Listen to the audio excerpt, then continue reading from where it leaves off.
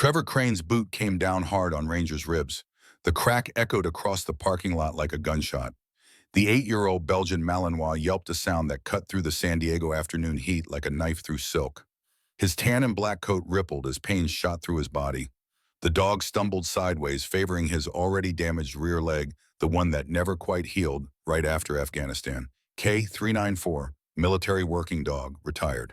27 American lives saved across 4 deployments. 2 Purple Hearts. 3 commendations for valor. Trevor Crane knew none of this. Neither did the 2 men flanking him, muscle-bound thugs in expensive suits that couldn't hide the violence underneath. They just saw an old dog with a limp. Weak. Broken. Something to kick when they were bored. They laughed. All 3 of them. The sound was ugly. Entitled. The kind of laughter that came from men who'd never faced real consequences. What they didn't know, what they couldn't possibly know, was that Ranger's handler was walking out of Sal's pawn shop 10 feet behind them. Had been inside trying to pawn his father's Vietnam War medals for grocery money. Had come out empty-handed because even the pawnbroker had standards. Garrett Hawthorne stopped mid-step. His hands scarred, calloused the hand of a man who'd spent 20 years pulling triggers and saving lives tightened around the metal case he'd refused to sell. His gray eyes locked onto the scene in front of him. His dog, his partner, his brother, being kicked like trash. Before this story continues, subscribe to this channel right now. What happens next will restore your faith in humanity and heroes, but only if you stay until the very end. Comment below with the city you're watching from. I want to see how far this message about courage and justice travels. Now let's begin. The first kick had been bad. The second kick was worse. Trevor's Italian leather shoe probably cost more than Garrett's monthly disability check connected with Ranger's shoulder. The dog went down. Didn't fight back. Couldn't. He'd been trained for 13 years to protect, to attack on command, to neutralize threats. But those commands only came from one voice, his handler's voice. And right now, that voice was silent, watching, calculating. Garrett Hawthorne was 43 years old. He looked older, the kind of weathered that came from too many deployments, too many firefights, too many friends who didn't come home. His dark brown hair was shot through with premature gray. His face was lined with scars, some from combat, some from grief. A particularly nasty one traced from his left temple to his jaw, courtesy of an IED outside Kandahar in 2020. He stood 6'1" but carried himself smaller, the way broken men do. The way men who've lost everything tend to shrink into themselves, hoping the world will stop noticing them. He wore faded jeans with holes in the knees, not the fashionable kind, the poverty kind. A Navy SEAL t-shirt so old the Trident logo had nearly washed away. Work boots with duct tape holding the sole to the upper. His entire outfit probably cost $40. Maybe. Trevor Crane's shoes cost $800. Stay down, mutt, Trevor said, grinning. He was 29 but had the cruel eyes of someone much older. Harvard dropout. Trust fund baby. The kind of man who'd never worked a real day in his life, but somehow thought he was better than everyone who had. His blonde hair was slicked back with product that probably cost more than Garrett's motel room. His suit was charcoal gray, tailored Italian. $3,000 minimum. He wound up for a third kick. Ranger looked up. Not at Trevor, at Garrett. Those brown eyes, still sharp despite the gray around his muzzle, held a question. Permission to engage. Garrett's jaw tightened. His free hand clenched into a fist. 20 years of training screamed at him to move, to neutralize the threat, to protect his partner the way Ranger had protected him countless times. But he was tired, so goddamn tired. Tired of fighting, tired of surviving, tired of waking up every morning in a $45 motel room that smelled like cigarettes and broken dreams, wondering if today was the day he finally gave up. 2 years. 2 years since his medical retirement. 2 years since the doctors had told him his hearing was permanently damaged, his PTSD was chronic, his usefulness to the Navy was over. 2 years since they'd handed him a disability rating, a monthly check for $1,800, and a handshake that said, "Thanks for your service, now go be someone else's problem." 2 years since Catherine had no. Don't think about Catherine. Trevor's foot came down. Garrett moved. People talk about violence like it's a switch you flip, on or off, controlled or uncontrolled. They're wrong. Violence is a language, and Garrett Hawthorne was fluent. He crossed the 10 feet between them in less than 2 seconds. Silent. Efficient. The way SEALs move when they need to. Trevor didn't even see him coming. One moment he was winding up for another kick. The next moment, his wrist was caught in a grip like a steel trap. Garrett twisted. Just a little. Just enough. The angle was surgical. Trevor's entire body had to follow or his wrist would snap. He spun off balance, confused. His brain hadn't caught up to what was happening. What the? Garrett didn't let him finish. Drove his knee into Trevor's solar plexus. Not hard enough to rupture anything, just hard enough to empty every molecule of oxygen from his lungs. Trevor's eyes went wide. His mouth opened in a silent gasp. He folded like cheap lawn furniture. The two thugs finally reacted. Reached for weapons. Garrett was faster. He still had the metal case in his left hand. Used it like brass knuckles. Caught the first thug across the jaw, a backhand strike that sent the man stumbling into a parked car. The case popped open. His father's bronze star clattered onto the asphalt. The second thug was smarter. Kept his distance. Drew a pistol from inside his jacket. A Glock 19. Standard street enforcer weapon. Don't, Garrett said. His voice was quiet, almost gentle. The kind of quiet that made smart people nervous. This thug wasn't smart. He raised the gun. Ranger hit him from the side like 85 pounds of fury and training. The dog had been waiting, watching. The moment Garrett engaged, so did he. That's what partners do. The Belgian Malinois clamped onto the thug's gun arm, not the hand, the forearm, where the muscles controlling the fingers bunched and bit down with 650 pounds of pressure per square inch. The gun clattered to the ground. The thug screamed, went down. Ranger released immediately, backed off, returned to Garrett's, awed, sat. Perfect military discipline, even 2 years retired. The whole thing took 7 seconds. Trevor was on his hands and knees trying to remember how to breathe. The first thug was leaning against a Toyota Camry, bleeding from his mouth. The second thug was cradling his arm, whimpering. Civilian bystanders in the parking lot had scattered. Someone was probably calling the police. Garrett knelt down, picked up his father's bronze star, wiped the dust off it, put it back in the case. His hands were shaking. Not from fear, from rage, the kind of rage that had been building for 2 years, the kind that had nowhere to go until today. He walked over to Trevor, crouched down, made eye contact. That dog, Garrett said quietly, has saved 27 American soldiers, has pulled wounded men from burning vehicles, has detected IEDs before they could kill entire squads, has done more good in his 8 years than you'll do in your entire worthless life. Trevor tried to say something, couldn't, still couldn't breathe right. You kicked him, Garrett continued. That was your first mistake. Your second mistake will be coming after him again. Or me, or anyone I care about. Because if you do, I won't stop at a knee to the gut. I'll put you in the ground. Do you understand me? Trevor nodded, face purple. Eyes streaming tears. Garrett stood up, turned to Ranger. Come. The dog fell into step beside him. Slight limp, bruised ribs, but moving, still fighting, the way warriors do. They walked away, left 3 men bleeding in a parking lot, left whispers and pointed fingers, and probably a dozen cell phone videos that would be on the internet within the hour. Garrett didn't care. He'd spent 20 years protecting people who didn't know his name, who'd never thank him, who'd never understand what he'd sacrificed. And for 2 years after he'd been invisible, forgotten. Another broken veteran the system chewed up and spit out, but he wasn't invisible anymore. And Trevor Crane had just made the worst mistake of his privileged, protected life. Garrett's motel room was depressing even by motel standards. The Sunset Inn, $45 a night, weekly rate if you paid cash, no questions asked.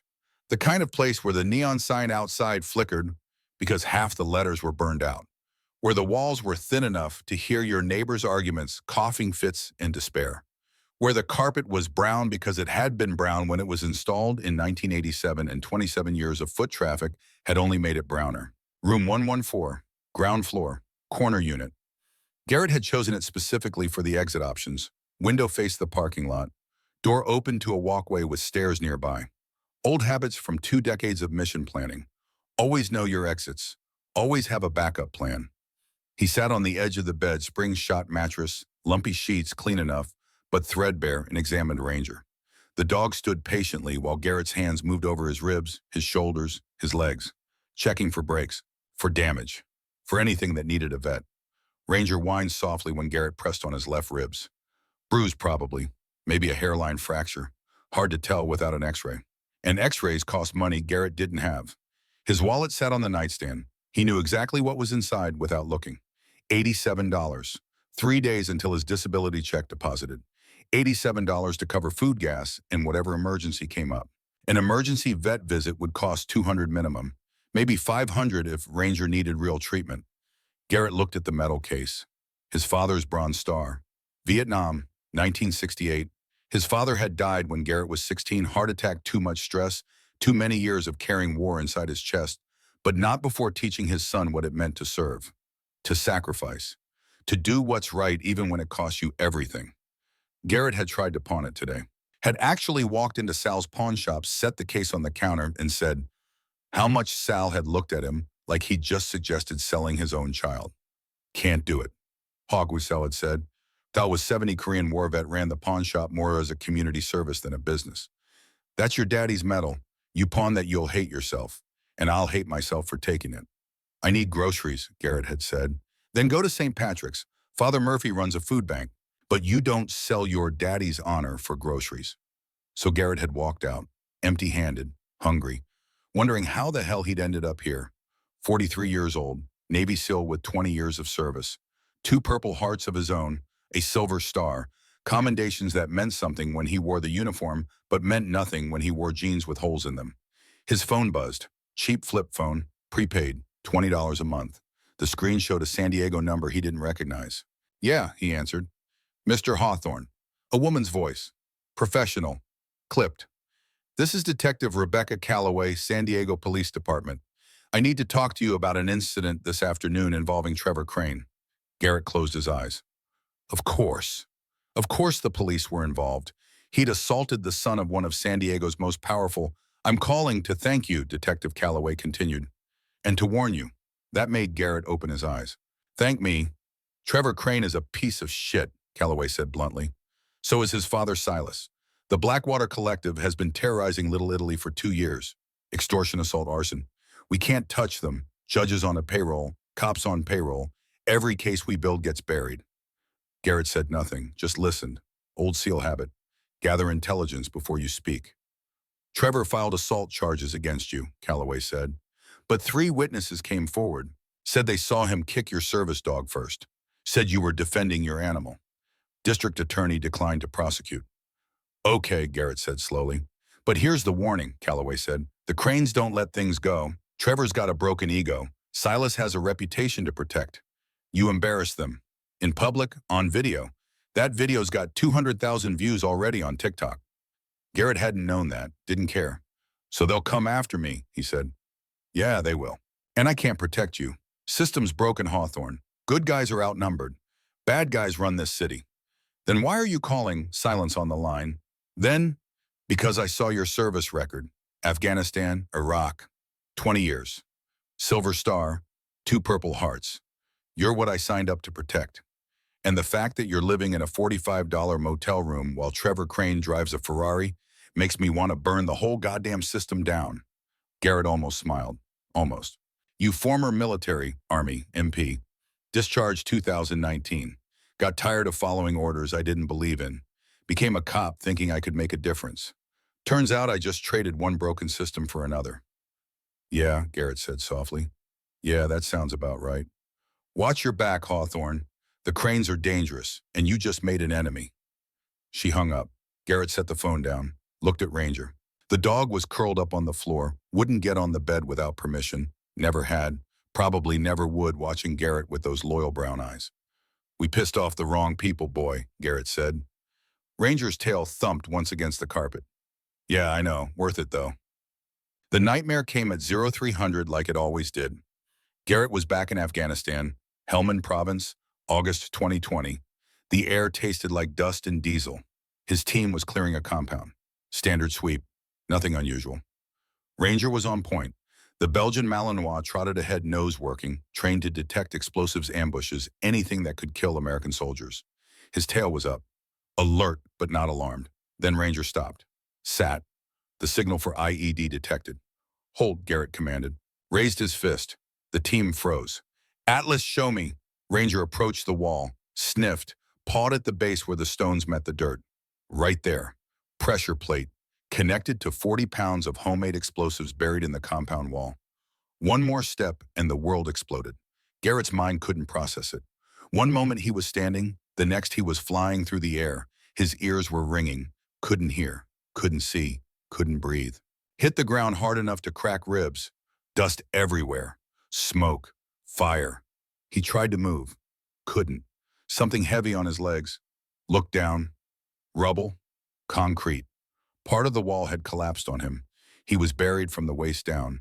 Someone was screaming. Took him a moment to realize it was him.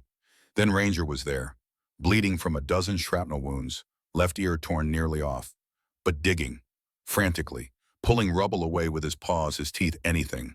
The dog worked like a machine, didn't stop, didn't slow, even when his paws started bleeding, even when medics tried to pull him away. 20 minutes. That's how long it took to dig Garrett out. 20 minutes of Ranger refusing to quit. The dog had saved his life, but not without cost. Garrett woke up gasping, drenched in sweat. The motel room was dark except for the parking lot light bleeding through the thin curtains. His heart was hammering. His left ear was ringing, the one that never stopped ringing, the one that was 40% deaf because the IED had ruptured his eardrum.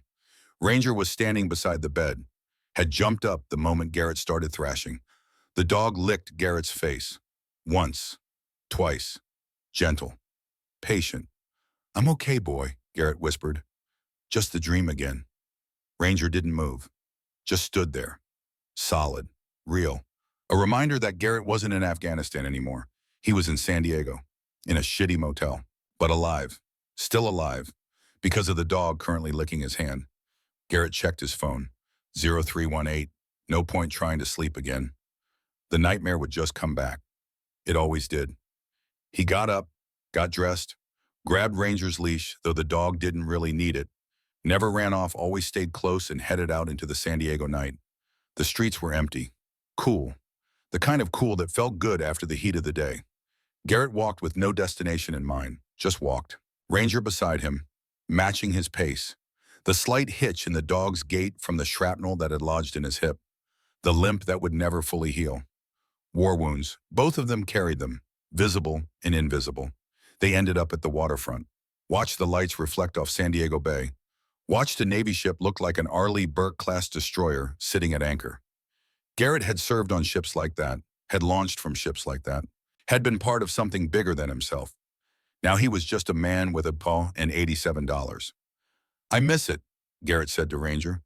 "Miss having a mission, a purpose, something to fight for." Ranger looked up at him. "I know what you're thinking," Garrett said. "Catherine used to say the same thing. She'd say, 'Garrett, you don't need the Navy to have purpose. You just need to care about something.'" He paused, swallowed hard. "But I cared about her, and she still died." Catherine Hawthorne, his wife, the woman who'd waded through 6 deployments, who'd sent care packages and letters and love across 8,000 miles, who'd been diagnosed with stage 4 ovarian cancer while Garrett was in Afghanistan, who'd fought for 8 months while Garrett fought to get emergency leave that kept getting denied because the mission came first. The mission always came first.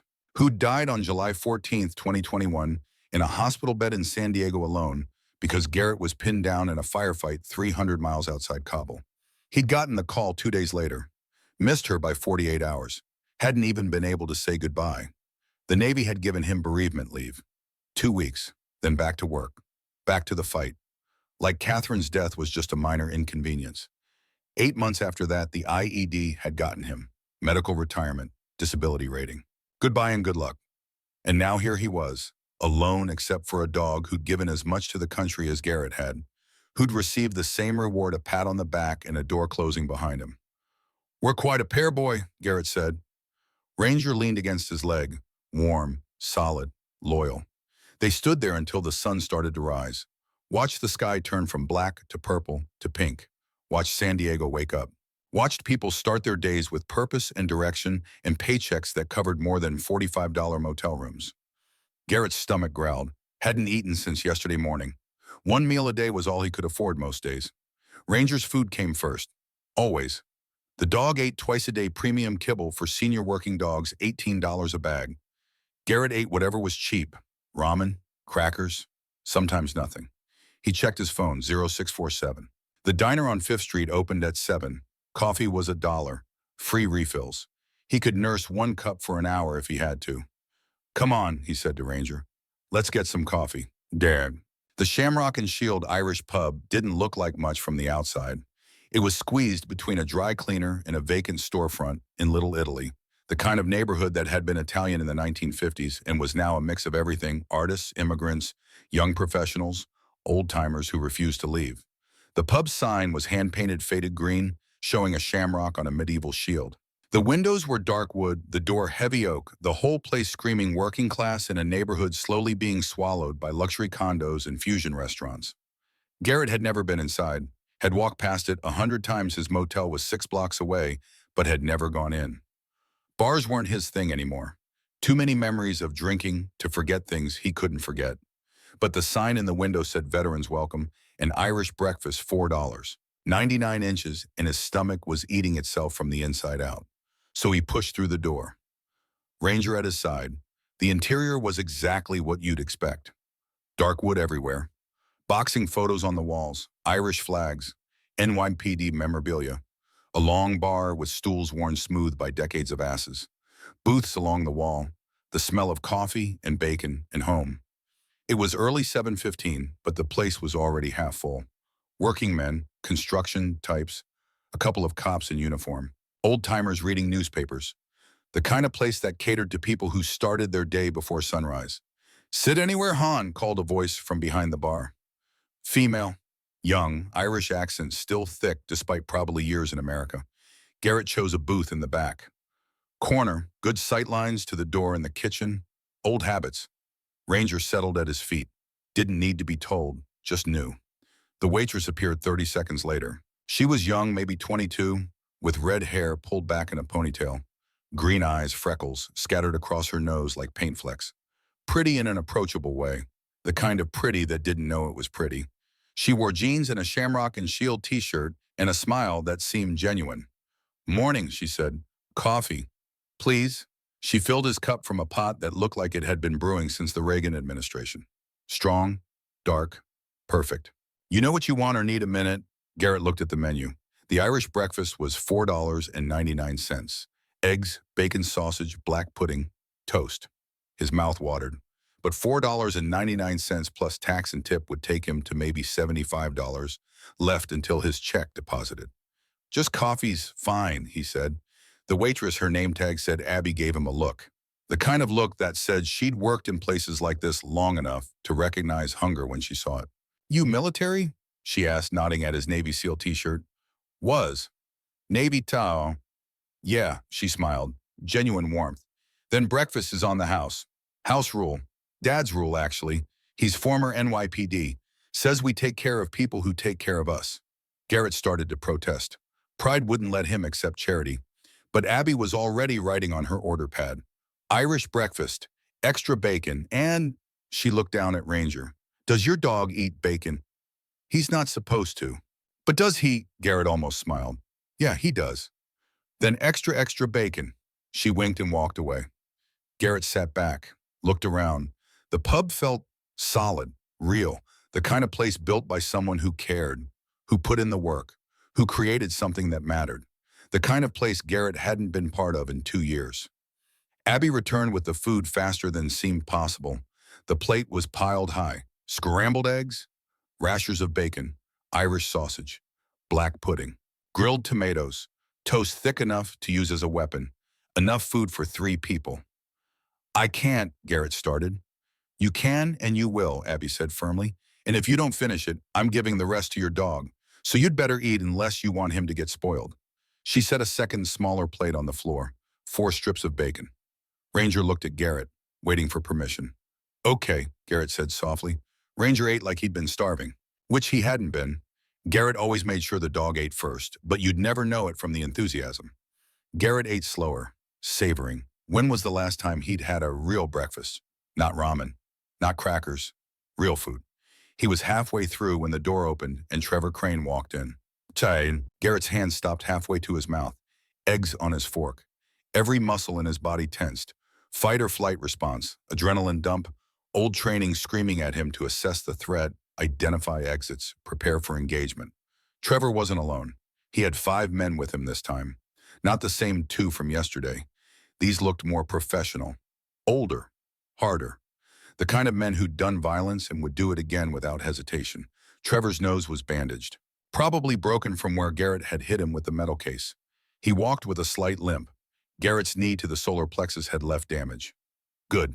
The pub went quiet, not silent. The coffee machine still hissed, the kitchen still clanked, but conversation stopped. The working men at the bar looked up, recognized trouble, started calculating whether to stay or leave. Trevor scanned the room, his eyes locked on Garrett. A smile spread across his face. Ugly, triumphant. There he is, Trevor said. The tough guy, Navy SEAL. Garrett set his fork down slowly, took a sip of coffee, didn't respond. Engagement would only escalate. Better to stay calm, stay ready. Trevor walked over. The 5 men fanned out behind him, professional formation. These weren't random thugs. These were trained. You broke my nose, Trevor said. Cost me $8,000 to fix. Should have ducked, Garrett said quietly. Trevor's jaw clenched. You think you're funny? You think assaulting me in broad daylight won't have consequences? Your dog is still limping, one of the men behind Trevor said. Russian accent, heavy. The kind of accent that came from Moscow, not Brighton Beach. Perhaps he needs another kick to match. Ranger growled, low, deep. The kind of growl that came from a dog who'd torn through enemy combatants in 3 war zones.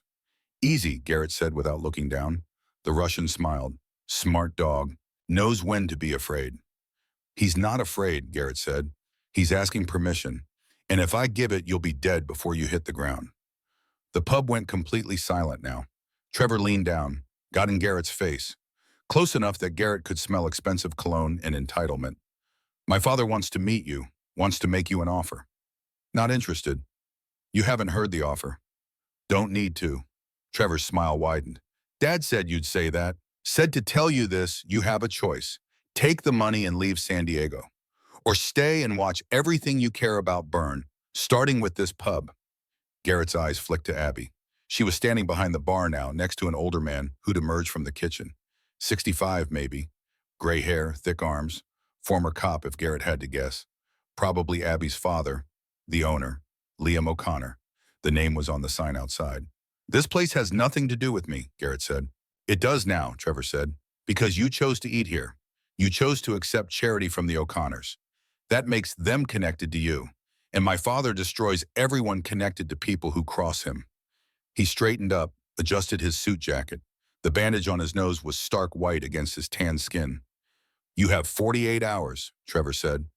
Take the money, leave, or everyone you've ever smiled at in this city becomes a target. He turned to leave. The 5 men followed. Professional, disciplined, dangerous. At the door, Trevor paused, looked back. Nice dog, by the way. Be a shame if something happened to him. Then they were gone. The pub stayed silent for a full 10 seconds. Then everyone started talking at once. Whispers, worried glances. A couple of the cops stood up like they were thinking about following Trevor. Sat back down when they remembered who Trevor's father was. Garrett sat very still. His breakfast was getting cold. He wasn't hungry anymore. Abby approached slowly. I'm sorry, she said. I didn't mean to. Not your fault. Dad didn't mean. I know. Liam O'Connor came over. Up close, Garrett could see the cop in him, the way he carried himself, the way his eyes assessed and calculated. The NYPD had trained this man well. Son, Liam said quietly, I appreciate what you did, standing up to those bastards, but they're serious. The Cranes own half this neighborhood. Police, judges, city council. They've been squeezing us for 2 years. Extortion dressed up as protection fees. We can't fight them. How much do they want? Garrett asked. Liam hesitated. 65,000, started as 30. Interest keeps climbing. For protection. For not burning my pub down, like they burned Tommy Sullivan's restaurant last year. Like they burned the Irish Heritage Center 6 months ago. Like they'll burn this place if I don't pay. Garrett looked around at the boxing photos, the NYPD memorabilia, the worn stools and scratched tables and everything that said this place mattered to someone. How long you been running this pub? Garrett asked. 30 years. Came from Dublin in 94. Bought this place in 85 with everything I had. Raised Abby here. Her mother's buried 3 blocks away. This pub is all I got left of the life we built. Garrett nodded slowly. Understood. Places like this weren't just businesses, they were legacies. They were proof that someone had existed, had mattered, had built something worth remembering. The Cranes were trying to erase that. For what money power? Because they could. I can't pay you back, Liam said, but if you need a place to stay, meals, whatever, it's yours for standing up to them yesterday. I didn't do it for payment. I know, that's why I'm offering. Garrett stood, dropped a $5 bill on the table, all the tip he could afford, but it was something. Ranger stood beside him. Mr. Hawthorne, Abby said. She looked scared, young, vulnerable, the kind of scared that came from 2 years of paying extortion to criminals who thought they were untouchable. What are you going to do? Garrett looked at her, at Liam, at the pub that meant everything to them, at the working men at the bar who'd probably been coming here for decades, at the community that Trevor Crane wanted to destroy for profit. He thought about 20 years in the Navy, 20 years of protecting people who needed protecting, 20 years of doing what's right even when it cost him everything. He thought about Catherine, about the promise he'd made at her funeral, to live, to find meaning, to not waste the life she'd fought so hard for him to have. He thought about Ranger, about a dog who'd given everything for his country and gotten kicked for his trouble, and he made a decision. I'm going to stay, Garrett said quietly, and I'm going to make sure the Cranes never hurt you again. Abby's eyes widened, but they'll let them try. He walked out, Ranger beside him, into the San Diego morning, into whatever came next. Behind him he heard Liam O'Connor say, God help us, that man just started a war. Liam was right, but what Liam didn't know, what Trevor didn't know, what Silas Crane was about to learn, was that Garrett Hawthorne had fought wars before, and he'd never lost one that mattered. This one mattered. End of part 1. To be continued in part 2. If this story moved you, subscribe now. Share it with someone who needs to hear it. Comment below with your city and what you'd fight for. Because courage isn't about being unafraid. It's about doing what's right even when you're terrified. God bless our veterans. God bless the K-9 heroes who serve beside them. And God bless you for watching. The San Diego Police Department's downtown precinct was buzzing with the activity, even at 0800 hours. Detectives hunched over case files. Uniforms processed arrests from the night before. Coffee machines hissed. Phones rang. The machinery of justice grinding forward one case at a time. Detective Rebecca Calloway met Garrett in the lobby. 39 years old, blonde hair cut short and practical, the kind of stance that screamed former military even in civilian clothes. She wore jeans, a blazer that didn't quite hide her service weapon, and boots that had seen real use. Hawthorne, she said, shaking his hand. Firm grip, no nonsense. Thanks for coming in. You said you had information about the Cranes. Yeah, follow me. She led him through the precinct, past desks cluttered with paperwork, past holding cells, past the daily chaos of law enforcement trying to hold back the tide, into a conference room. Small, private. She shut the door. What do you know about Blackwater Collective? Calloway asked. Just what you told me on the phone. Silas Crane runs it. Extortion. Violence. Calloway opened a thick file. Photographs spilled out. Crime scenes, burned buildings, bodies, years of work compressed into manila folders. Silas Crane is 61, she said. Former investment banker. Lost everything in the 2008 crash. Came to San Diego in 2010 with nothing. Built Blackwater from the ground up. How went on real estate initially. Bought properties in Little Italy when they were cheap. Gentrification was coming. But Silas got impatient. She pulled out a photo. Burned building. Patrick Murphy, Irish pub owner. March 2022. Refused to sell. Building burned. Patrick died trying to save it. Medical examiner ruled it accidental. But you don't think so. Patrick's daughter swore she heard him screaming that the doors were locked from outside. We investigated. Found nothing. No evidence of arson. Case closed. Calloway's jaw tightened. But I knew Patrick. Good man. Careful. His electrical was up to code. I checked it myself a month before. She flipped to another photo. Vietnamese restaurant. Gutted. Michael Tran, October 2022. Same story. Wouldn't sell. Building burned. His mother died. 83 years old. Smoke inhalation. Another photo. Car wrapped around a telephone pole. Woman inside, 40s. Dark hair. Sarah Kelly, February 2023. Investigative journalist. Working on a story about real estate fraud in Little Italy. Single car accident. Highway 163. Brake failure. Garrett studied the photos. Recognized the pattern. This wasn't random. This was systematic elimination. And this one, Calloway said quietly. She pulled out another photo. Garrett's world stopped. Catherine, his Catherine, standing in front of a bookstore, smiling, alive. What the hell is my wife doing in your file? Calloway met his eyes. Catherine was researching a book about veteran healthcare. She interviewed dozens of vets at the VA hospital, started noticing a pattern, veterans dying from accidental overdoses. All of them prescribed opioids by the same doctor. All of them owed money to the same loan company. What loan company? Blackwater Financial Services, subsidiary of Blackwater Collective. They target desperate veterans, offer loans with reasonable rates. Then the rates triple. Vets can't pay. Blackwater offers solutions. Work off the debt. Make deliveries. Except the deliveries are drugs. And if they refuse, Garrett's hands were shaking. He pressed them flat on the table. You think Blackwater killed Catherine? Catherine contacted the FBI in May 2021. Said she had evidence, names, financial records. She was scheduled to meet with federal prosecutors in July, share everything she'd found. She died in July. July 14th, 2 days before her scheduled meeting. Calloway pulled out medical documents. Stage 4 cancer. Doctor said she had 6 to 12 months. She died in 3. After being treated by Dr. Richard Vance, who happens to sit on Blackwater Financial's board of directors. You have proof. Nothing that would hold in court. Medical records are sealed. Vance retired 6 months after Catherine died. Moved to Costa Rica. Won't respond to inquiries. The federal meeting was canceled for lack of a witness. How many veterans died? 14 confirmed. 47 suspected over 3 years. 14 confirmed. 47 total. Men and women who'd survived war only to be murdered by criminals in suits. And Catherine. Catherine who tried to help them. Who died trying to expose the truth. I need everything you have, Garrett said. Every file, every photo, every name. Hawthorne. Everything. Calloway studied him. Combat veteran recognizing another. Someone who understood that some fights weren't optional. If you go after them, they'll kill you, she said. They already killed my wife. Yeah, we can't prove that. Then I'll prove it.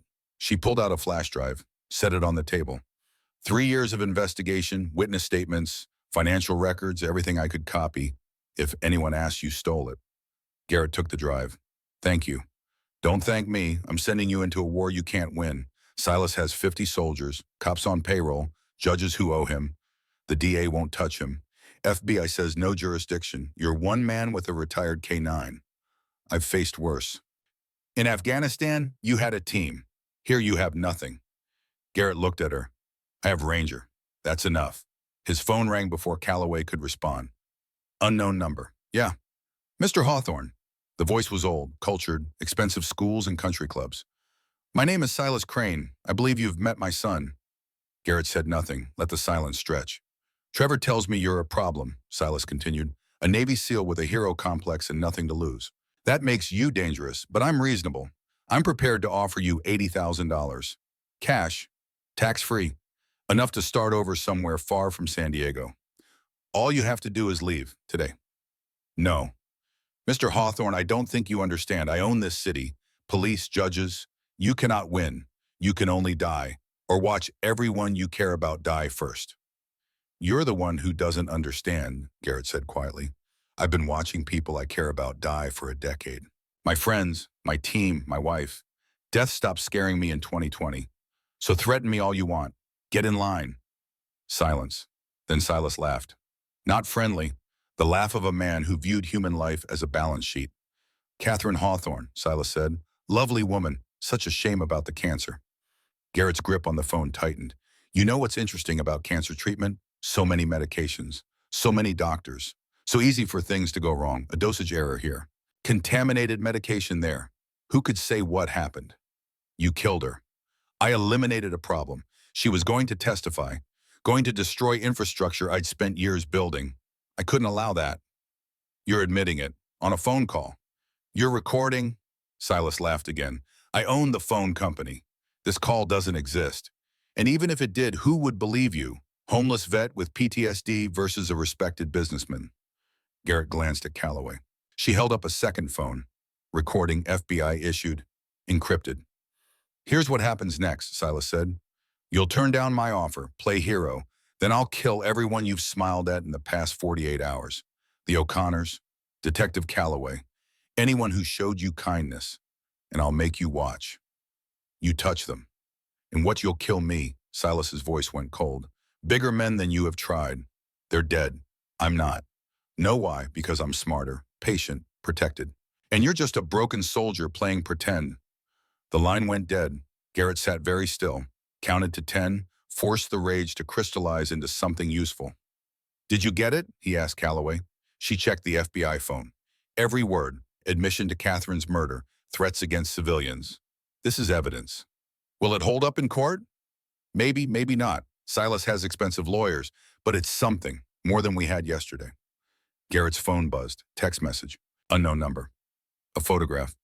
Abby O'Connor walking to her car after her shift. A red laser dot on her back. The message, last warning, leave or she dies. Sunrise. Garrett showed it to Calloway. Son of a bitch, she said. They're already moving. That's tonight. Maybe 10 hours.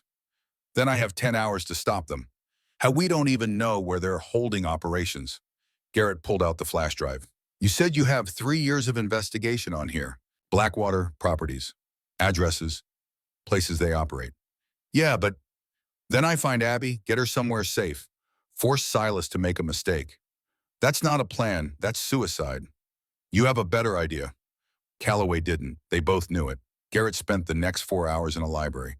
Public computer, free internet, loading Calloway's files.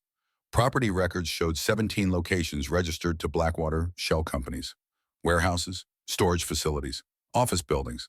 He cross-referenced with Calloway's surveillance notes, narrowed it down. Pier 19, Industrial Waterfront, registered to Blackwater Shipping, LLC.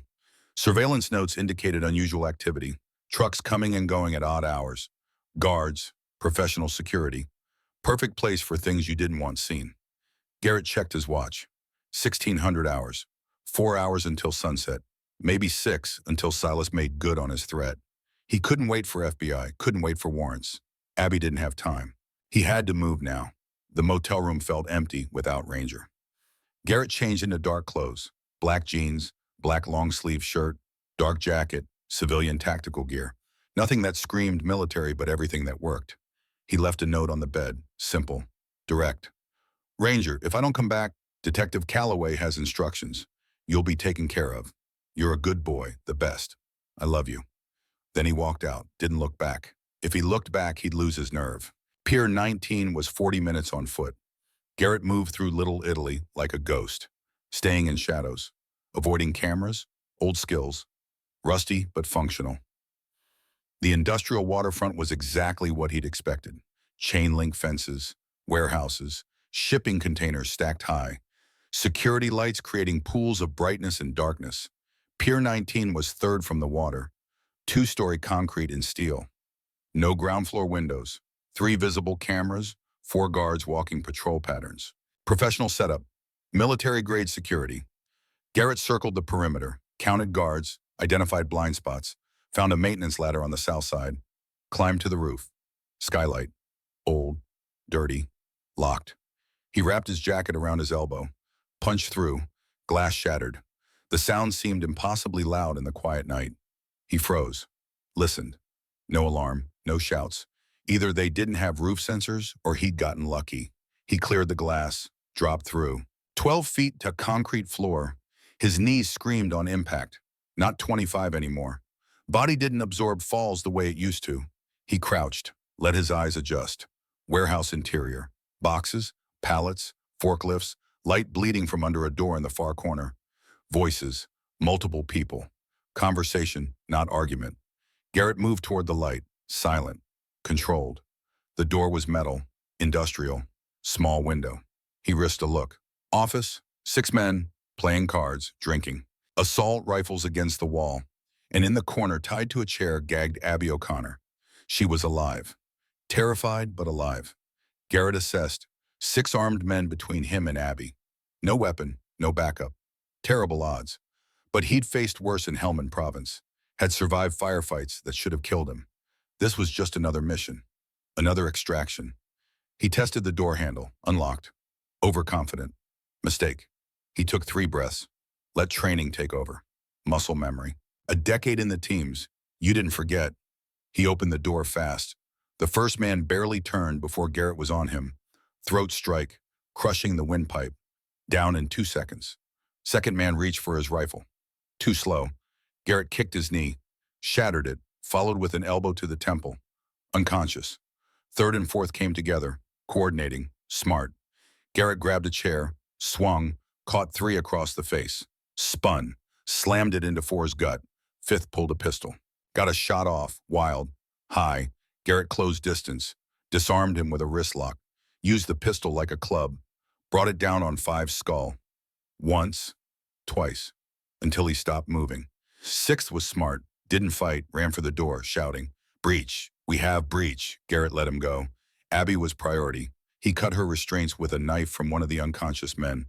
Pulled the gag. "Are you hurt?" Abby was shaking, crying. "They grabbed me outside the pub. I tried." "I know. Can you walk?" "I think so." "Then we move, now."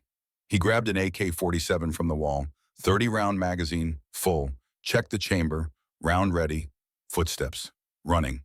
Six had found reinforcements. "Behind me," Garrett said. "Don't stop moving." They ran into the warehouse, into darkness. Abby stumbled. He caught her, kept moving. Gunfire erupted. Muzzle flashes in the dark. Bullets sparked off concrete. Ricochets singing. Garrett returned fire.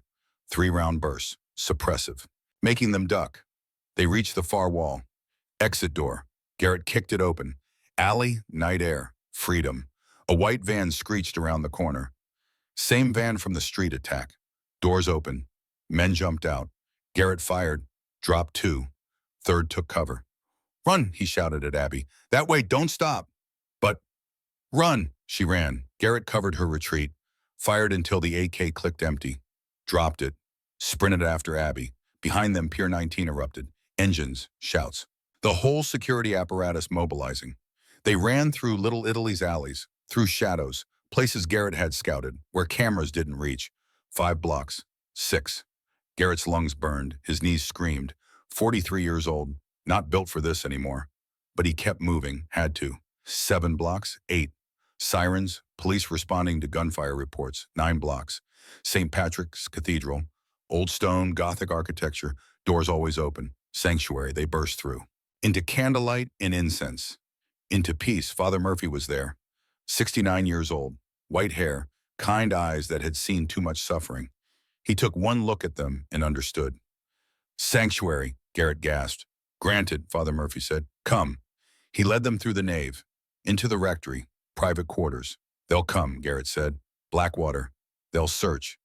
Let them. This is God's house." Abby collapsed into a chair, shock setting in. Father Murphy wrapped a blanket around her.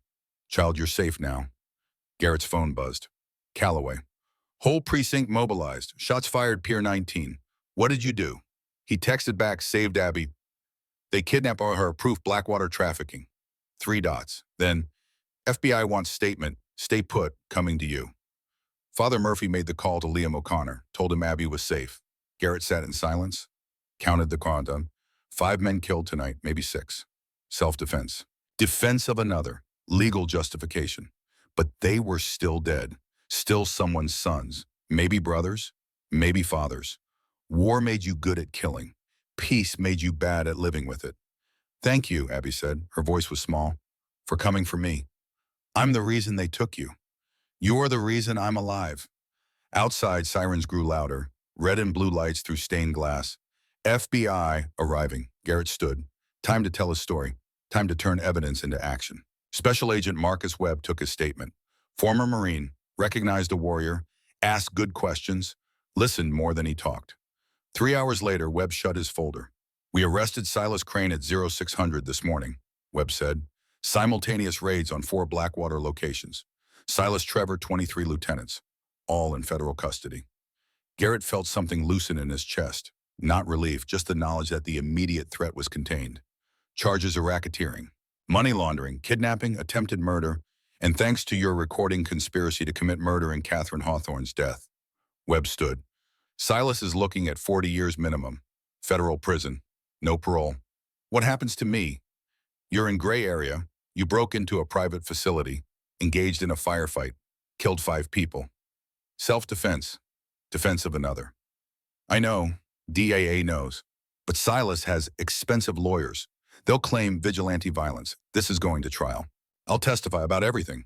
Good, because we need you.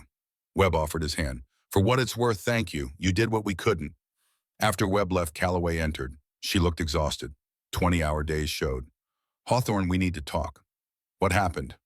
While you were giving statements, something happened at your motel. Garrett's heart stopped. What happened? Blackwater sent soldiers, 4 of them, looking for you, found Ranger instead. No. Where is he? Emergency vet, El Cajon Boulevard.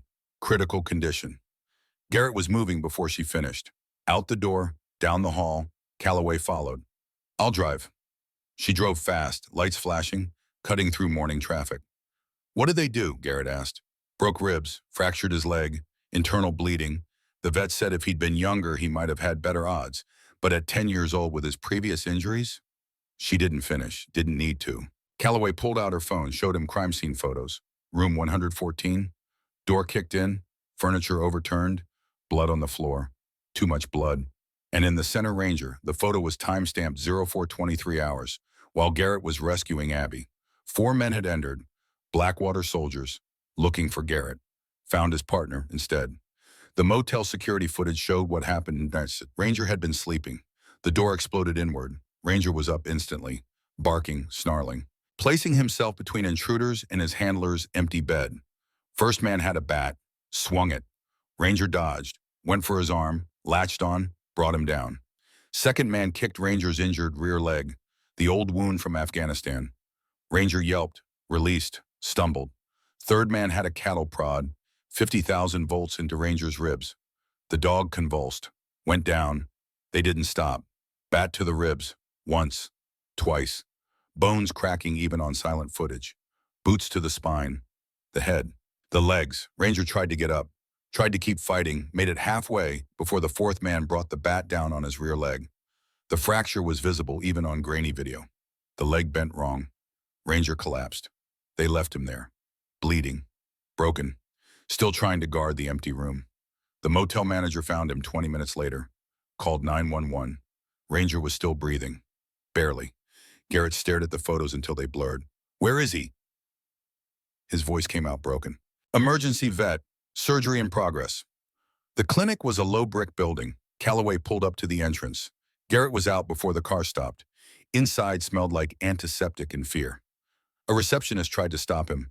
Calloway flashed her badge. Dr. Sarah Martinez was scrubbing out when they arrived.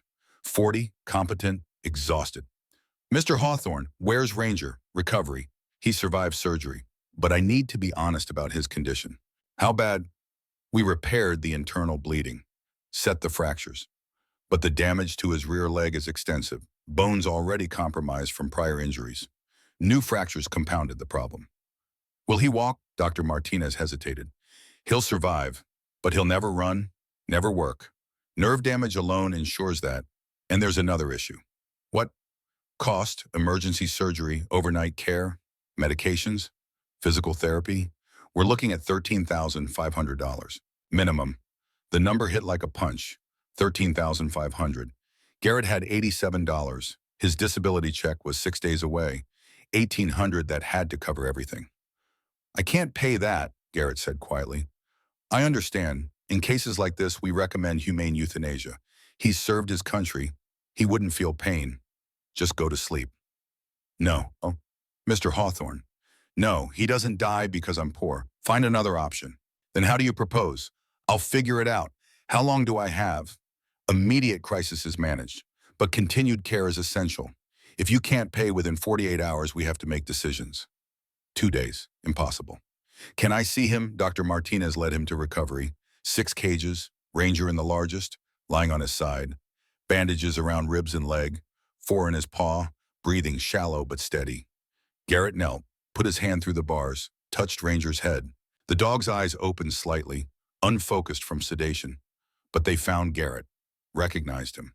Ranger's tail twitched once, weak but there. Hey boy, Garrett whispered. I'm sorry, should have been there. Should have protected you. Ranger's tongue came out, licked Garrett's fingers. You're going to be okay. Whatever it takes, I promise. The dog's eyes closed, drifted back unconscious. Garrett stayed the full 5 minutes, watching his partner breathe, counting each rise and fall. Calloway touched his shoulder. Time's up. Back in the waiting room, Garrett's phone rang. Mr. Hawthorne, Liam O'Connor, I heard about your dog, about the bills. Word travels fast. Small community. We take care of our own. How much do you need? Pride screamed at him to refuse. But Ranger was dying. 13,500. I have 4,000 in savings. It's yours. Mr. O'Connor, you saved my daughter's life. 4,000 is the least I can do. Consider it a gift. From one vet to another. You served NYPD 28 years. Took 3 bullets protecting strangers. I know what service costs. Thank you. Truly. Don't thank me yet. You're not the only one who wants to help. Over the next 2 hours, calls kept coming. Father Murphy. Church Emergency Fund has 3,000. Calloway. Started a crowd fund. SDPD Veteran Network, 1,800 and climbing. A woman named Maria Santos. My husband was one of Blackwater's 47 victims. You gave him justice. I have $500. An old man named Patrick O'Neill. My brother owned the pub that burned. You avenged him. 1,000. The calls kept coming. $20, 50, 100, 200. Working people, vets, immigrants, people who had nothing but gave anyway. By noon, 9,000. By 1,500 hours, 12,000. By sunset, 13,753. More than enough. Garrett sat in the clinic waiting room and cried. For the first time since Catherine's funeral. Because strangers had saved his dog. Because people he'd never met decided Ranger's life mattered. Because good still existed. Dr. Martinez found him. Mr. Hawthorne, the funds cleared. We can proceed with Ranger's care. Thank you. He's a good dog, deserves a chance. When can he come home? 3 days minimum. Maybe a week. But you need to understand, he'll never be the dog he was. Permanent nerve damage. He'll walk with a pronounced limp. Can't run, can't work, can't do military K9 things. He's done enough, Garrett said. He's earned his rest. Dr. Martinez smiled. Then we'll make sure he gets it. Garrett walked out of the clinic into the San Diego evening. The sun was setting, orange and purple bleeding across the sky. Catherine had loved sunsets. He pulled out his phone, looked at the recording of Silas's confession, looked at the flash drive full of evidence, looked at the photos of 47 dead veterans. This wasn't over. Silas was in custody, but there'd be a trial. Testimony, lawyers trying to tear apart everything Garrett had built. But for tonight, it was enough to know Ranger would survive. That Abby was safe. That Silas Crane would answer for Catherine's murder. Tomorrow would bring new battles. Tonight, Garrett Hawthorne allowed himself to hope. Just a little, just enough. The emergency veterinary clinic released Ranger 6 days after surgery. Dr. Martinez brought him out personally, walking beside the Belgian Malinois as he limped on 3 legs. The fourth, his rear left, hung useless, too damaged to bear weight. But he was alive. Garrett knelt down. Ranger's tail wagged weakly. The dog pressed his head against Garrett's chest. Warm, solid, home. He'll need pain management, Dr. Martinez said. Physical therapy twice a week. He'll never run again, never work. But he can have a good life. That's all I want for him. She fitted Ranger with a specialized harness, showed Garrett how to support the dog's weight when walking, how to help him navigate stairs, how to make life manageable for a 3-legged K9. He's a fighter, Dr. Martinez said. Most dogs would have given up, but he kept fighting, kept trying to protect you even when he couldn't stand. Garrett stroked Ranger's head. The dog's muzzle was grayer than 6 days ago. The trauma had aged him, but his eyes were still sharp, still aware, still Ranger. Thank you, Garrett said, for saving him. Thank the community that paid for it. I just did my job. Garrett took Ranger home, not to the motel he'd been evicted after the attack room destroyed, but to a small studio apartment Liam O'Connor had arranged. Ground floor in Little Italy, $600 a month. Liam had covered the first 2 months. Until you get on your feet, Liam had said. No arguments. The apartment wasn't much. 400 square feet, kitchenette, bathroom with a shower that barely worked. But it had windows that let in light, had space for Ranger's bed, had a door that locked. It was home. Ranger settled onto his new bed donated by Father Murphy orthopedic foam for aging dogs and watched Garrett unpack the few belongings salvaged from the motel. Clothes, Catherine's photo, his father's Bronze Star, the laptop with 3 years of Blackwater evidence. His phone rang, unknown number. Hawthorne? Mr. Hawthorne, this is Jennifer Cross, Assistant U.S. Attorney. I'm prosecuting the Blackwater case. I need to meet with you about your testimony. When hecken? Tomorrow. Federal Courthouse, 9 a.m. This is going to be a complex trial. Silas has retained Richard Vance. Best defense attorney money can buy. We need to be prepared. I'll be there. Bring everything. Photos, documents, the recording, all of it. Vance is going to attack your credibility. We need to be ready. The federal courthouse was all marble and glass and the weight of justice. Garrett arrived 15 minutes early. Calloway met him in the lobby. You ready for this? She asked. As I'll ever be. Vance is going to come at you hard. PTSD, brain injury, vendetta against Silas. He'll paint you as an unstable vigilante. Let him try. Jennifer Cross was waiting in a conference room. 45 sharp eyes, power suit. Former Marine JAG. She'd prosecuted war crimes in Iraq. Silas Crane was just another criminal. Mr. Hawthorne, she said, shaking his hand, thank you for coming. Let's get to work. They spent 6 hours going over testimony, every detail, every piece of evidence. Cross walked him through direct examination, then played defense attorney, attacked him, challenged him, pushed until Garrett wanted to walk out. Why did you break into Pier 19, she asked, to rescue Abby O'Connor? You didn't call police. Abby didn't have time for police. The text said sunrise. That was 6 hours away. You took the law into your own hands. I did what was necessary when the law couldn't act fast enough. You killed 5 men, in self-defense while rescuing a kidnapping victim. How do we know you didn't execute them? Ballistics, bullet trajectories.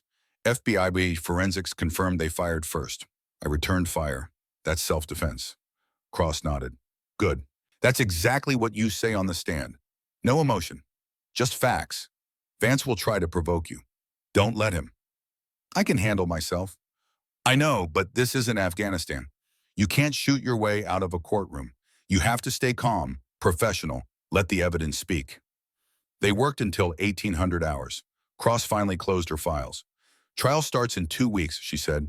Jury selection first, then opening statements. You'll testify on day 3 or 4. Between now and then, stay visible. Stay clean. No confrontations.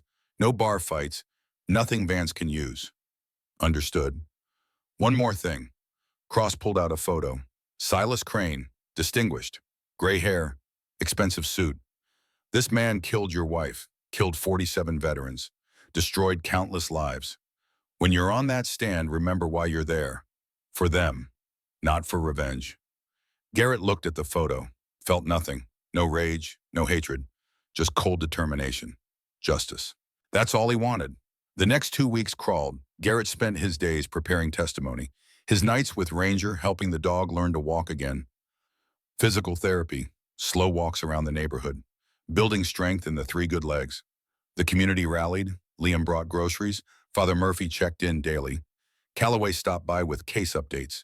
Even Dr. Martinez called to check on Ranger's progress. Garrett had spent 2 years alone, broken, invisible. Now he had a community, people who cared, who showed up, who refused to let him fall. It felt strange, uncomfortable, good. On the Friday before trial, Garrett visited Catherine's grave. First time since the funeral. He'd avoided it. Too painful, too raw. But today he needed to go. Mount Hope Cemetery was quiet. Rolling hills, old trees. Catherine was buried in the veterans section. Plot 447. Simple headstone. Catherine Ann Hawthorne, 1985 to 2021. Beloved wife, advocate, fighter. Garrett knelt in the grass, placed his hand on the stone, still warm from afternoon sun. Hey, Kate, he said quietly. I know it's been a while. I'm sorry. I wasn't ready before, but I am now. A breeze moved through the trees, almost like Catherine was listening. I found out what happened, how you died. Silas Crane, Blackwater, the doctor who poisoned you. Garrett's voice cracked. I'm so sorry I wasn't there. That I couldn't protect you. That I was 8,000 miles away when you needed me most. The guilt was still there, would always be there, but it felt lighter now, less crushing. I'm testifying Monday, going to make sure Silas pays for what he did to you, to 47 veterans, to everyone he hurt. Garrett paused. I met your research subjects, the families. They remember you, remember how you cared, how you fought for them. He pulled out a folded paper, Catherine's book outline. The one she'd been working on when she died. He'd found it on Calloway's flash drive, scanned from Catherine's laptop. I'm going to finish it, Garrett said. Your book. Tell the story you died trying to tell. Make sure people know the truth. Make sure your work meant something. The breeze picked up, rustled the paper in his hand. I miss you, Garrett whispered. Every day, every hour. But I'm not drowning anymore. I found purpose. Found people worth fighting for. Found a reason to keep going. He stood, placed the paper under a rock on the headstone. I love you, Kate, always will, and I promise Silas Crane will pay for taking you from me. He walked away, didn't look back. If he looked back, he'd break. Monday morning, trial day 1, jury selection. The courtroom was packed. Media, victims' families, the curious. Everyone wanted to see Silas Crane brought down. Garrett sat in the gallery, Calloway beside him, Webb a few rows back. They watched as potential jurors filed in. 12 seats, 12 people who'd decide Silas's fate. The process took all day. Vance eliminated anyone with military connections, anyone who'd been victimized by crime, anyone who might sympathize with Garrett. Cross-countered, eliminated anyone with wealth, anyone in real estate, anyone who might sympathize with Silas. By 1700 hours, they had a jury, 7 women, 5 men, mix of ages and backgrounds, people who looked capable of seeing past bullshit to truth. Judge Patricia Morrison dismissed them until Wednesday. Opening statements would begin then. Wednesday morning, 900 hours. Judge Morrison called the court to order. Ms. Cross, your opening statement. Cross stood, walked to the jury, no notes, just conviction. Ladies and gentlemen, this case is about a man who built an empire on suffering. Silas Crane sits before you in an expensive suit looking distinguished, respectable, like someone's grandfather. She pointed at Silas. But that man is a murderer, a predator, a criminal who targeted the most vulnerable members of our society, veterans who'd served their country and come home to struggle, immigrants who'd built businesses through decades of hard work, families who had nowhere else to turn. Cross pulled up a photograph on the screen. Catherine, smiling, alive. Catherine Hawthorne, researcher, advocate, fighter for veterans' rights. She discovered what Silas Crane was doing, how he was preying on veterans through predatory loans, how he was forcing business owners to sell property below market value, how he was building wealth on the backs of the vulnerable. Another photo, Catherine in a hospital bed, dying. Catherine was going to testify against Silas Crane in July 2021. She had evidence, names, financial records, everything the FBI needed to dismantle his criminal empire. Cross paused, let it sink in. 2 days before her scheduled testimony, Catherine died. Cancer complications, sudden, unexpected. Her doctors were surprised. She'd had months left to live, but in 3 days she went from stable to dead. Photos of 14 veterans. These are 14 veterans who borrowed money from Blackwater Financial Services. Loans with reasonable rates that tripled overnight. When they couldn't pay, they were offered jobs, deliveries, favors. Except the deliveries were drugs. The favors were crimes, and when these veterans refused, they died. Accidental overdoses, all prescribed medication by the same doctor, all in debt to Blackwater. Cross walked back to the jury, made eye contact with each person. Over the next 2 weeks, you'll hear evidence. You'll hear testimony from witnesses, from FBI agents, from the man who risked everything to expose the trial with Navy SEAL Garrett Hawthorne. And at the end, you'll be asked to render a verdict. She paused. When you do remember Catherine Hawthorne, remember 14 veterans who came home from war only to be murdered by a man in a suit. Remember that justice isn't about wealth or power, it's about truth. And the truth is simple. Silas Crane is a murderer, and he needs to answer for his crimes. Cross sat down. Vance stood, adjusted his tie, smiled at the jury, friendly, approachable. Ms. Cross tells a compelling story, he said. Very emotional, very dramatic. But let me tell you what she didn't mention. Evidence, or rather the lack of it. He walked to the jury box. Catherine Hawthorne died of cancer. Not murder, cancer. A disease that kills hundreds of thousands of Americans every year. Was it sudden? Yes. Tragic? Absolutely. But cancer is unpredictable. People die faster than expected all the time. That doesn't make it murder. Vance pulled up financial documents. Blackwater Financial Services is a legitimate loan company. Licensed. Regulated. They charge interest, yes. Higher than banks, yes. But that's legal. People in desperate situations accept higher rates. That's not predatory. That's capitalism. He pointed at Garrett in the gallery. Garrett Hawthorne is a decorated veteran. A hero. No one disputes that. But he's also a man with PTSD, traumatic brain injury, a man who lost his wife and needed someone to blame. So he fixated on my client, built a conspiracy theory, took the law into his own hands, killed 5 people. Vance let that hang. The prosecution wants you to believe this is a story about justice, but it's really a story about a broken man seeking revenge. And when this trial is over, when you've heard all the evidence or lack thereof, you'll see the truth. Silas Crane is innocent, and Garrett Hawthorne is a vigilante who should be on trial himself. Vance sat down, confident, smug. Cross called her first witness. FBI forensic accountant walked the jury through Blackwater's financial records, shell companies, money laundering, payments to offshore accounts. Vance objected repeatedly, challenged every exhibit, slowed the process to a crawl. Day 2, Cross called Dr. Patricia Wong, medical examiner who'd reviewed Catherine's death. In your professional opinion, was Catherine Hawthorne's death consistent with cancer progression? Cross asked. No, Dr. Wong said. Her oncologist's notes indicated she was stable. Recent scans showed the cancer hadn't spread. She should have had 6 to 12 months, but she died in 72 hours. That's extremely unusual. What could cause such rapid decline? Medication error, overdose, poisoning. Did you find evidence of that in her autopsy? No autopsy was performed. Family was told it wasn't necessary given the cancer diagnosis. Cross pulled up documents. Who made that determination? Dr. Richard Vance, Catherine's treating physician. The same Richard Vance who sits on Blackwater Financial's board. Objection, Vance shot to his feet. Speculation, irrelevant. Goes to motive, Your Honor, Cross said. Overruled. Answer the question. Dr. Wong nodded. Yes, same person. Vance cross-examined, tried to discredit her, suggested she was speculating. Had no proof, but the seed was planted. The jury saw it. Day 3. Cross called Detective Calloway, walked her through 3 years of investigation. Witness statements, surveillance, the pattern of violence. Then Cross played the recording, Silas's voice admitting to Catherine's murder. The courtroom went silent. You know what's interesting about cancer treatment? So easy for things to go wrong. A dosage error here. Contaminated medication there.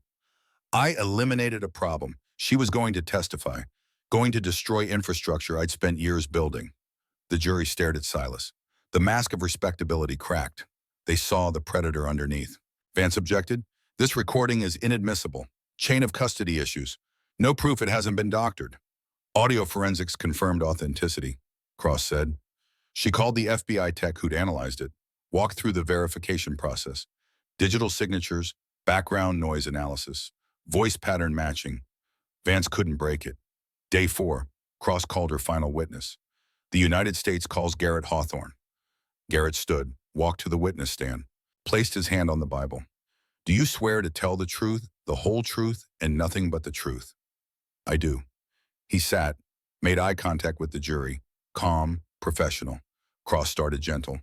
Background questions, service record, deployments, Catherine's death. Mr. Hawthorne, when did you first learn about Blackwater Collective? After I intervened when Trevor Crane assaulted Abby O'Connor. Detective Calloway briefed me on their operations. And what did you do with that information? I investigated, reviewed financial records, property transfers, connected the pattern of violence to Blackwater's real estate acquisitions. Why didn't you leave it to law enforcement? Because law enforcement had been trying for 3 years and getting nowhere. Witnesses disappeared, cases collapsed. Silas owned cops, judges, officials. The system couldn't touch him. Cross pulled up the recording. Is this your voice? Yes. And in the other voice, Silas Crane. Tell the jury how you obtained this recording. Garrett explained.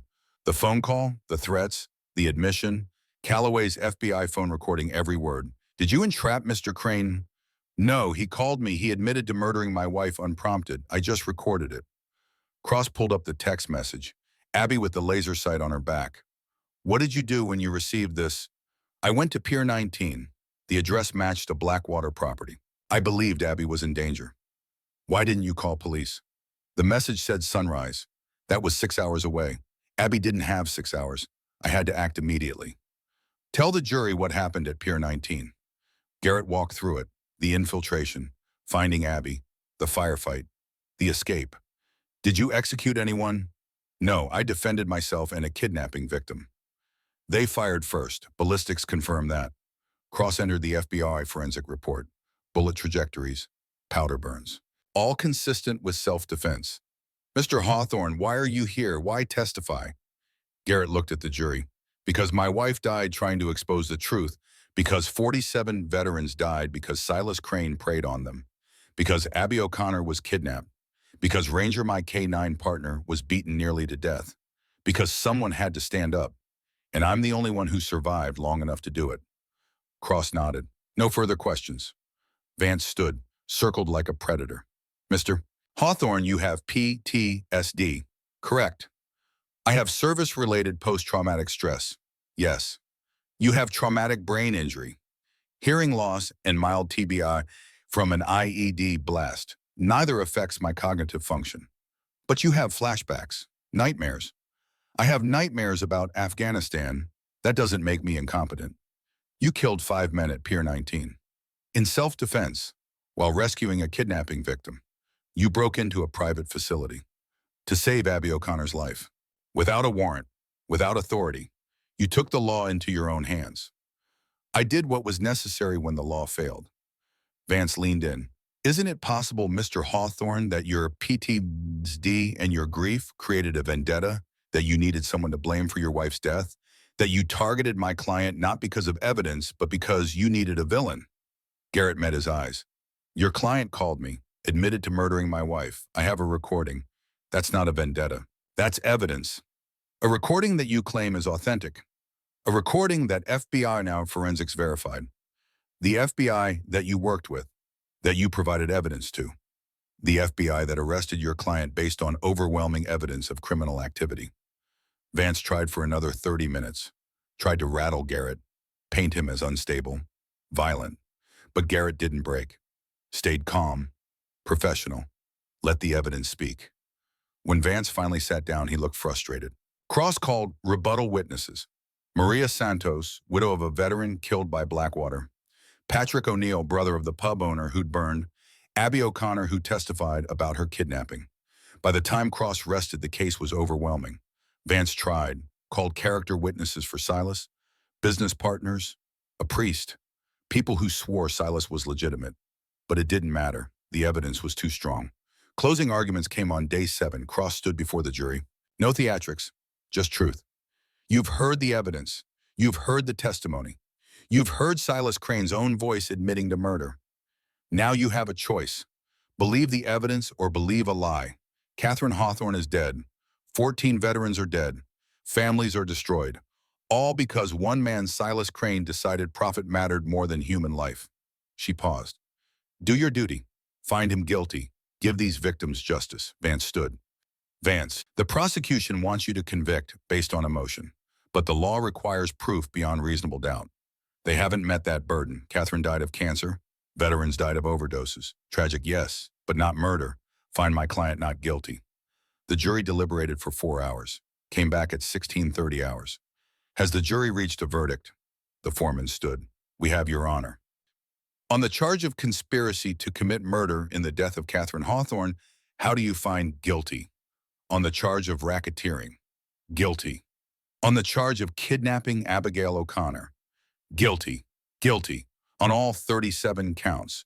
The courtroom erupted, victims' families crying, media rushing for phones. Silas showed no emotion, just sat there. Mask finally shattered. Judge Morrison banged her gavel. Order, sentencing will be in 2 weeks. As bailiffs led Silas away, he turned, made eye contact with Garrett. No words, just recognition. Predator acknowledging a stronger predator. Then he was gone. Outside the courthouse, media swarmed. Cameras, questions shouted. Garrett ignored them. Found Calloway. We did it, she said. Actually did it. You did it? 3 years of work. I just testified. You did more than testify. You gave these families justice. Garrett looked out at San Diego, the city Catherine had loved, the city he'd saved piece by piece. What happens now? Calloway asked. Now I go home, take care of Ranger, figure out what comes next. 2 weeks later, sentencing hearing, Judge Morrison looked down at Silas. Mr. Crane, you've been convicted of 37 felonies.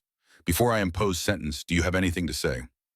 Silas stood, looked at the families in the gallery.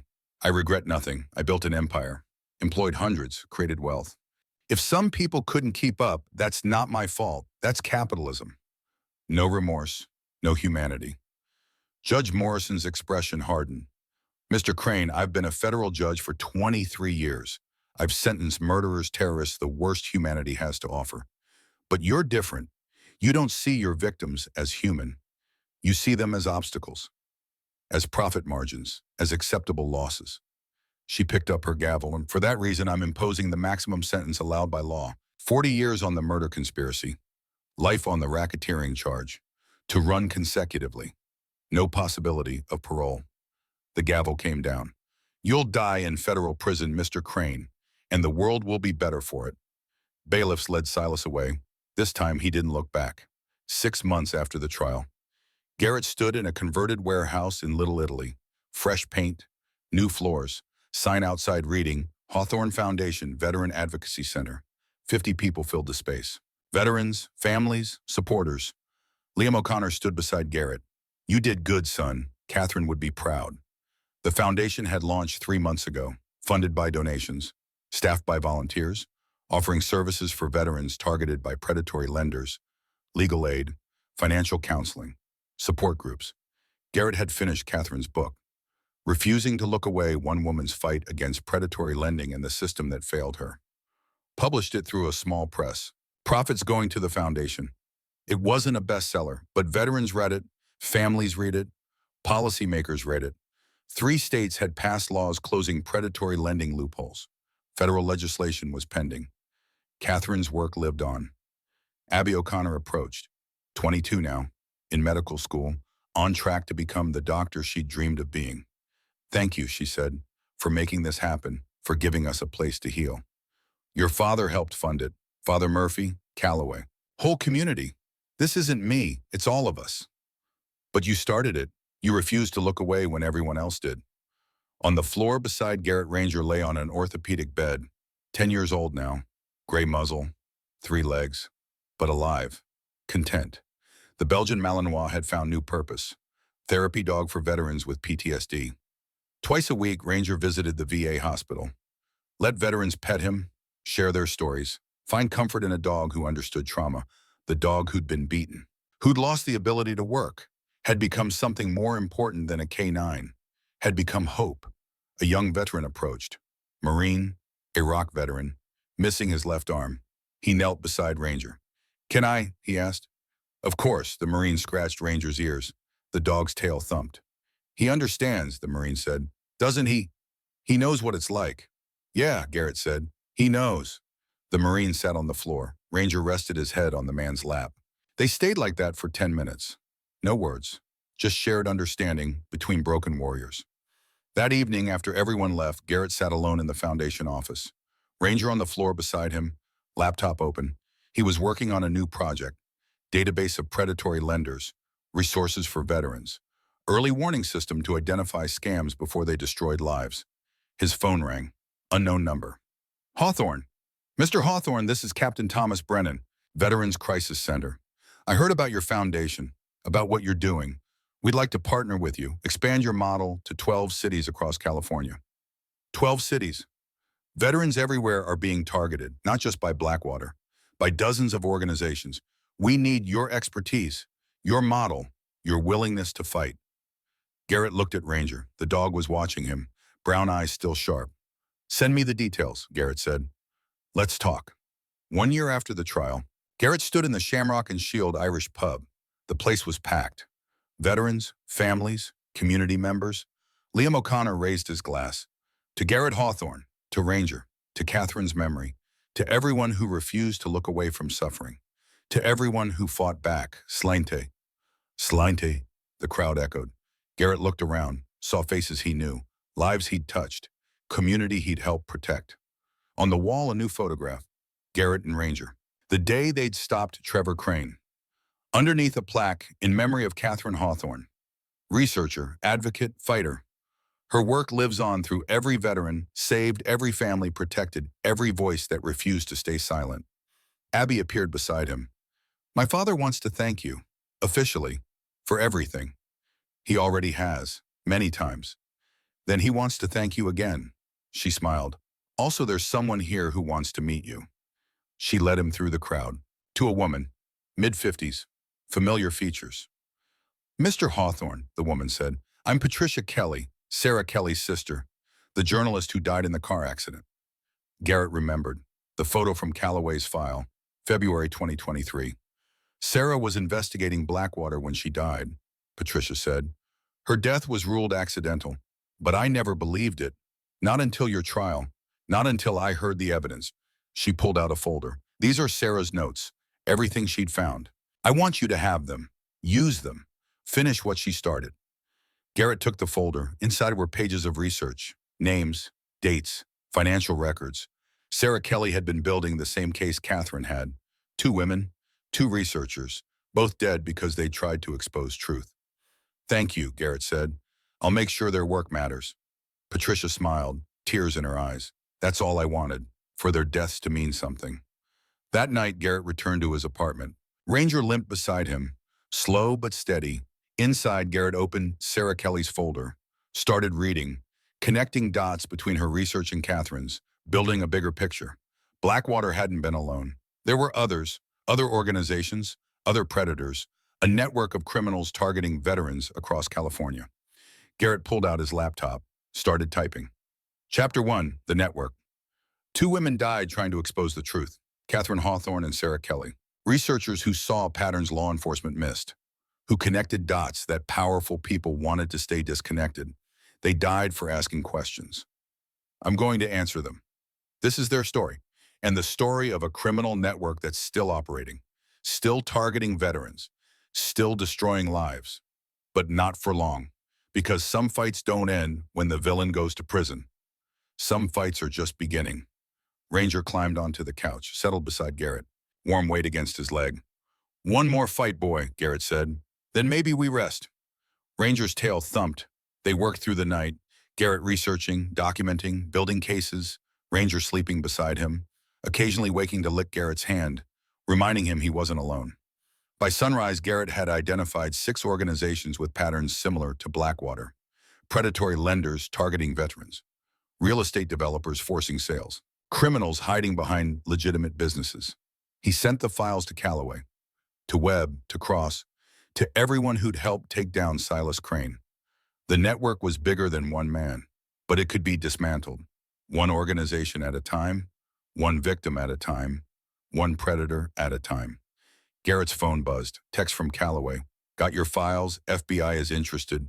Want to meet next week. This could be big. He texted back, I'm ready. Because that's what warriors did. They fought. Even when broken. Even when tired. Even when rest seemed impossible. They fought for people who couldn't fight for themselves. 3 years after Silas Crane's conviction. Garrett stood at Catherine's grave, Ranger beside him. The dog was 13 now, gray everywhere, moving slower, but still here, still fighting. Hey, Kate, Garrett said. It's been a while. Wanted to give you an update. He knelt, placed flowers on the headstone. Your book helped change laws in 7 states. The foundation you inspired has helped 347 veterans. We stopped 6 organizations modeled after Blackwater. 6 more Silas Cranes who won't hurt anyone again. A breeze moved through the cemetery, warm, gentle. Ranger's getting old, so am I. But we're not done. Still work to do, still people to protect, still fights worth fighting. He stood. I miss you, every day. But I'm not drowning anymore.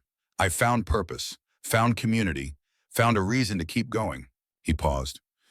Thank you for showing me what courage looks like. For fighting even when the cost was your life. For refusing to look away from suffering. He touched the headstone. I love you, Kate, always will, and I promise your work will never be forgotten. He walked away, Ranger limping beside him, into the San Diego afternoon, into whatever came next, because the fight never ended. The predators never stopped. The vulnerable always needed protecting. But as long as Garrett could stand, as long as Ranger could walk beside him, they'd keep fighting. Not because they were heroes, because it was right. And in a world that often felt wrong, where rightness mattered more than anything. Back at the apartment, Garrett's phone rang. Webb. Hawthorne, we got another one. Oceanside, loan company targeting vets. Same pattern as Blackwater.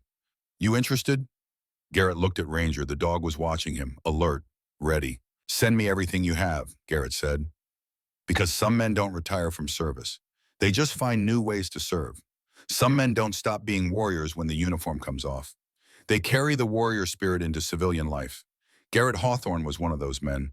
And with Ranger beside him, broken three-legged but unbowed, he'd keep fighting. Forever. Until the job was done. Or until he couldn't stand anymore. And even then he'd crawl. That's what protectors do. They protect.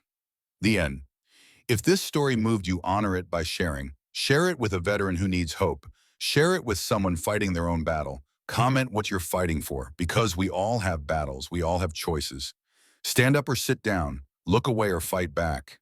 Give up or keep going. Garrett chose to fight. Ranger chose to protect. Catherine chose to expose truth. What will you choose? God bless our veterans. God bless the K9 heroes who serve beside them. God bless everyone who stands up when others sit down. And God bless you for watching until the end. Semper Fi, Huya.